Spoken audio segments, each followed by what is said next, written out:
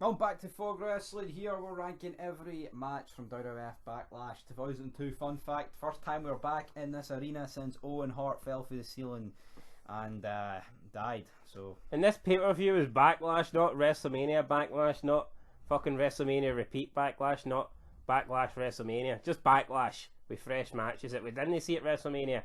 Back when WWE didn't need to label a throwaway pay-per-view or a B-level pay-per-view. It's the same name as WrestleMania because the company's and product's pretty much dead. But aye, there you go, Backlash. Just good old-fashioned Backlash. That's weird, like, I mean, kind of going off topic here, but 78 feet, like, from a harness. Brutal death for Owen Hart.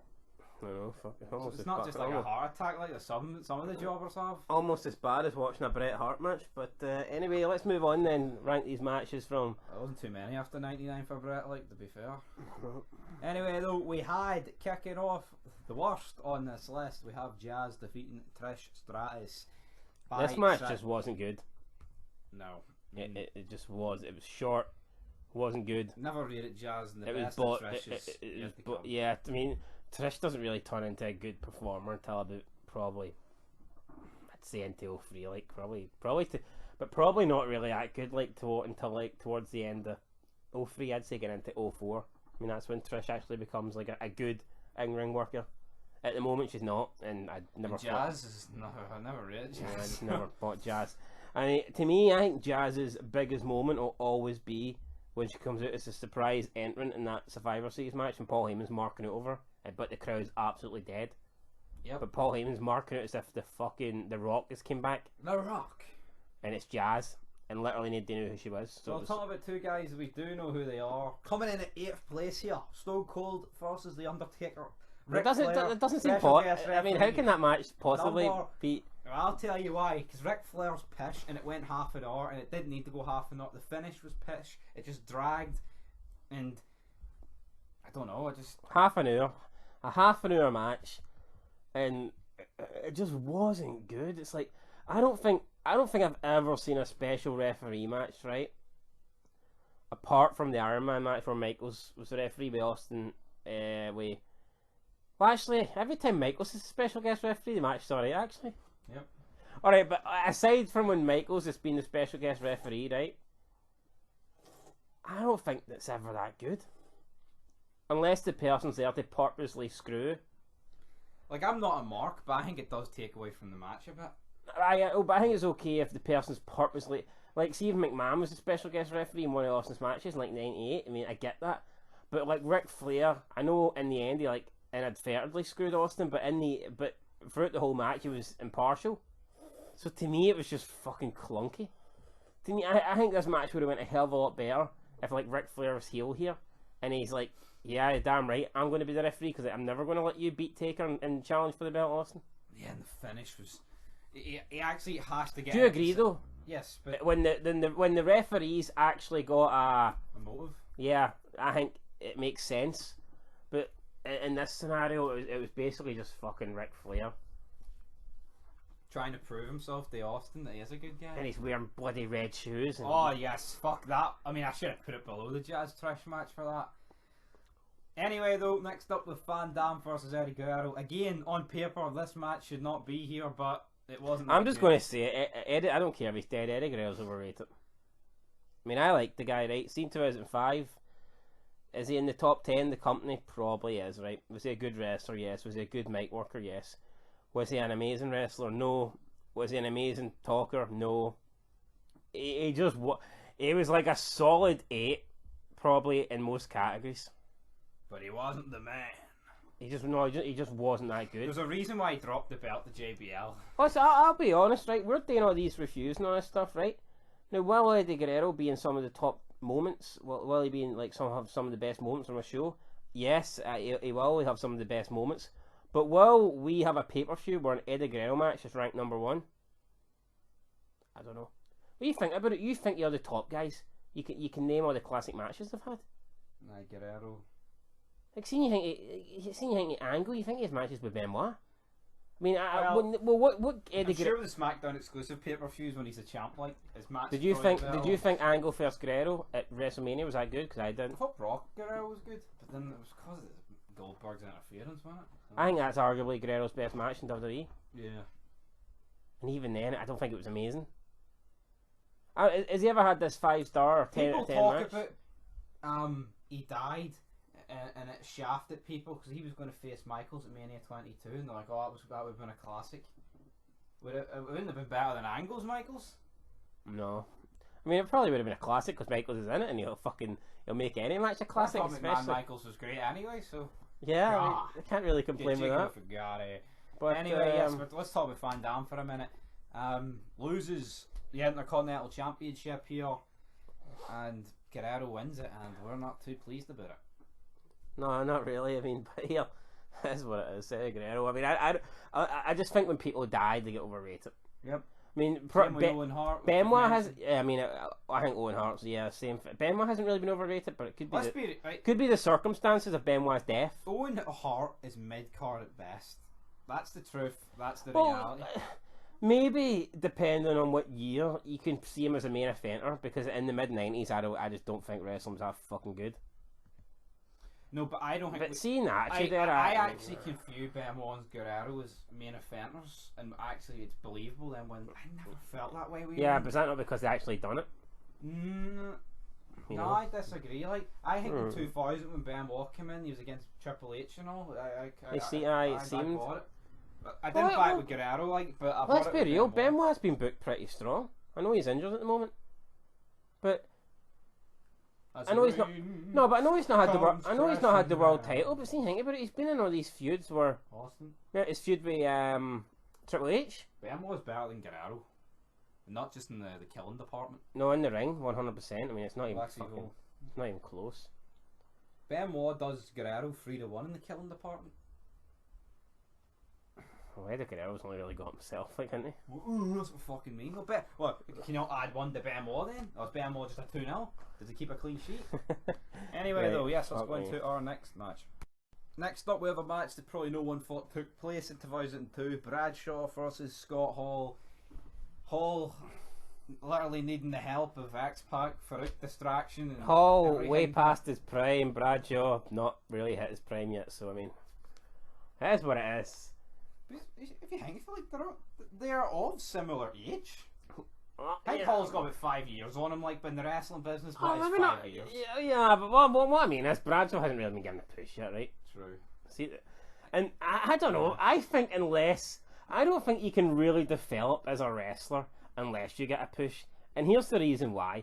Like, let's be real. Who cares? You put on a good match, you get pissed. No, but it's not even that. I don't think you can really put on that good a match.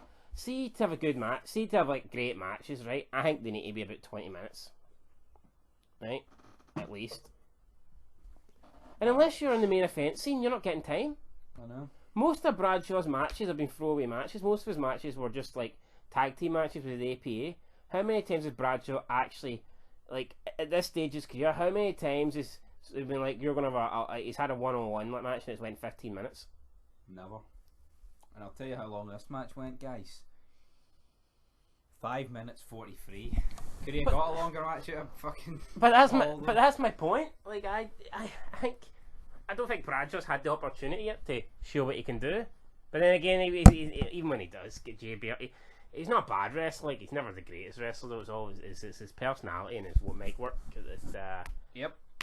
Scott Hall guys beat Bradshaw. Next up, we have got Billy and Chuck defeating the team of Al Snow and Raven. This is just a fun wee tag match. Nothing particularly great about it, but it gets the job done, and I can't really complain about it too much. Big man. But next up, we have got Billy Kidman taking on Tajiri for the Cruiserweight title. Again, it does what it says on the tin. It's never going to be the best match on the card for the simple reason Billy Kidman's in it. But it was never going to be the worst because the guys can actually work, and you know what, the story's actually good. It's not just two guys doing flips for the sake. No, it's a good cruiser. Yeah, you got the whole, you know, Tori Wilson at ringside as well, and obviously a bit of rivalry between this. No, a good match. I mean, good cruiserweight match. Would I buy it if they were in the main event going for the world title? No, but I mean, I had some guy commenting, man, saying about Cody Ibushi and Omega are in GOAT tier and all. It's the same way Adam Cole, all their matches. And I'm like, if you don't give a fuck about them and they don't have a character, how could any of their matches be in GOAT? It's just two guys doing gymnastics. You need to have a character to have great matches, because if nobody cares about you can't have a great match Could you imagine, like, if Brock just came in, instead of battering the entire roster, just comes in and has a 15-minute what? Who debuts with a match? It's a moment. If matches meant that much to, like, these jobbers. Right, name me the greatest match you've seen that people didn't have, like that wasn't by, like, main eventers or something, or people with good characters. What's the greatest match you've seen? Exactly, I can't fucking think. I mean, the one that comes to mind from me is probably that TNA Unbreakable in 2005, because I'd say back then they weren't really over. Yeah. But like in WWE, like, I mean, it's hard to think Vince is not going to give time like that to anyone who's pish. Triple H, well, in NXT, like, the whole roster's full of it, but... No, but you get my point here. Tajiri or Billy Kidman's probably never going to have 20 minutes in WWE to have that quality of match, because they're not at that. They're not a main event status. Exactly. So it's... You're never going to get a cruiserweight match that's longer than Austin Taker. Like, I mean, let's just be fucking real. Never in a million fucking years. The match went 9 minutes, but yes. Next up, though, we have got Brock Lesnar defeating Jeff Hardy by technical knockout. It was a very unique finish, but then they kind of just battered that choice on Raw because they did the exact same thing with Matt. Yeah, I was fucking with hindsight, it actually takes away from this match a wee bit. That's why we're putting it below. I would have maybe put this match second, but basically Brock then does the exact same thing to Matt on Raw. Then I think the following week he does it to Shawn Stasiak as well. Yeah. And it's like I can accept the Hardys maybe because I can't really. No, Stasiak's a big fucking dude. Like he's not. I thought as a one-off thing it was good, but see when because it thought Jeff was seriously injured and he couldn't continue.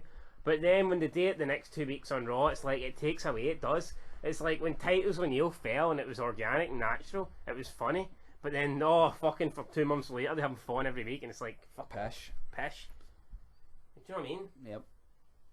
Like McMahon's fucking limo blew up 1 week. I know he had to come back because of Benoit, but it's not like every fucking week they had him back or someone else's limo blew up. I mean that would have been shite.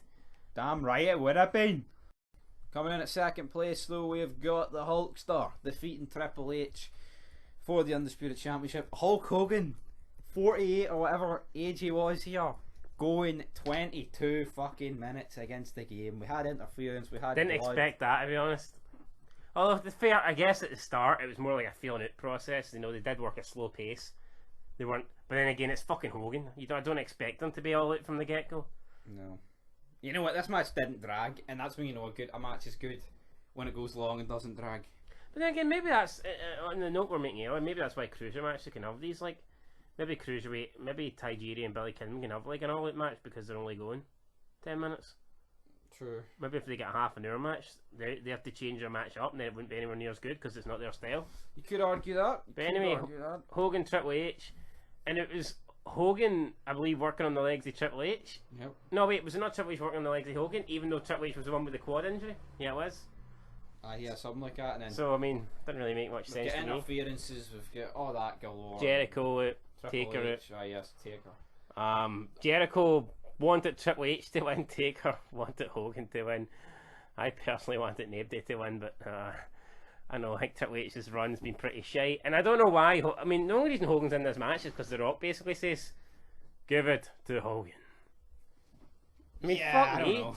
First, like, no, I mean, the actual the Undisputed Championship, no, I mean, they get the one belt for it, and the first fucking defense after Mania, and it's just automatically picked that Hogan gets the title shot. I mean, come on. Yeah.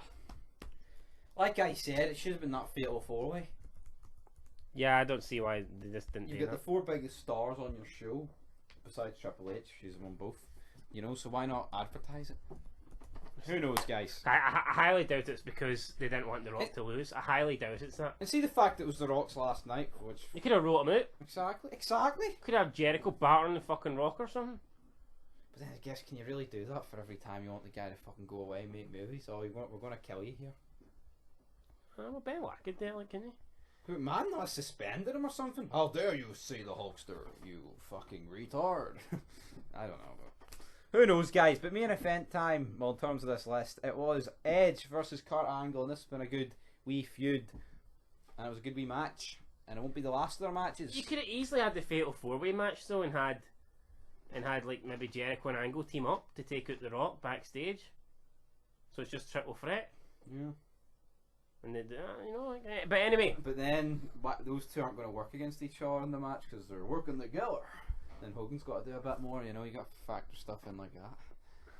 Yeah, don't work for me, brother. Anyway, yes, we have Edge versus fucking Kurt Angle, man. The Rated R Superstar, soon to team with Hogan to win the belt. But Kurt Angle defeats him here, rightfully so. Edge beat him recently, didn't he? It was before this episode or something. But Angle's doing a good job, guys. I mean, the guy does not put on a bad match. The guy does not have a bad promo. The guy's fucking brilliant. I think Kurt Angle's underrated. Big time underrated. I think even he goes to TNA like in every match he has in TNA. It's legit fucking great. I mean, I think people talk about who's the greatest wrestler in TNA history. I think TNA is completely different without Kurt Angle going.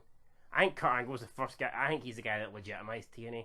I mean, Christian was alright, like, but when Christian went to TNA, right, he was basically like a mid card, maybe upper mid card guy. When Angle went to TNA, it was like, holy fuck, I can't believe Angle's went to TNA. It has arguably it has the best matches apart from, I mean, maybe anyone apart from Shawn Michaels. I know. See the Dudley showed up in TNA. Steiner tried to bar them and say we held the WCW tag champs and those two held the WWF tag champs, but you guys held the Bingo Hall tag champs. I mean, the Dudleys are fucking superior to the Steiners and the Outlaws. Yeah, I think so. Like, I'd even put the Outlaws above the Steiners. I don't mean to be nasty. Like, Rick's shite. Aye, and Scott's fucking amazing on his own. Like, but I mean, Scott's obviously the best at the six. But who cared about Scott Steiner until he went on a singles run? Exactly, and that's the bottom line, guys. So I mean, yeah, how we've ended up talking about 2006 TNA, I don't know, but anyway, that's ranked every match here for Backlash. Is Angle the best wrestler of all time? He's fucking up there, I'm telling you. He is. He's he's underrated. I think people only Kenny Omega. No, but I think people only see Angle as a wrestler. I mean, you obviously never watched him in Attitude Era, like the comedy skits he was in. Like, I mean, if you say Eddie's in it and everything, this guy's close to a fucking 10. Angle's got more charisma than Eddie Guerrero. Angle's funnier than Eddie Guerrero. There's no doubt in my mind. Angle cuts a better promo than Eddie Guerrero. Cuts a better serious promo, and he's better at being funny. And he near killed Jeff Jarrett with just the fucking English language. So that's all that needs to be said, guys. Next up, Insurrection. So yeah, we'll watch that. We'll review that. Yeah. We'll rank the matches, and that is it. Till then, peace.